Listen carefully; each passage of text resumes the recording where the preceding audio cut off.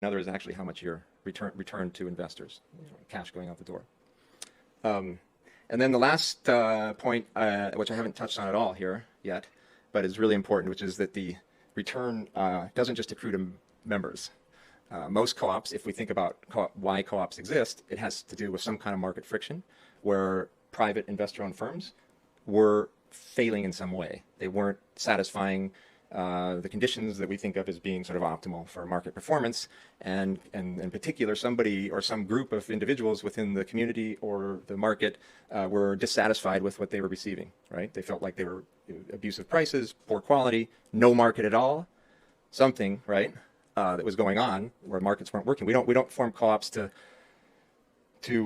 produce shoelaces, you know? I mean, stuff that we can get, that's easy to get in the market, we just buy it. It's a lot easier. Nobody wants to form a co-op necessarily, except when it's really important, right? Because what we need, we can't get, or what we can get isn't what we want.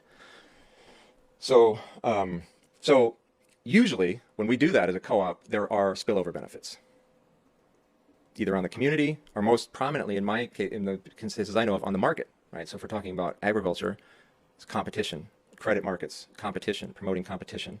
And it's not a measure that can be easily observed, right? You can't, because there's always going to be an equilibrium price, there's going to be a general market condition. Over time, co-ops are just going to become embedded in those markets.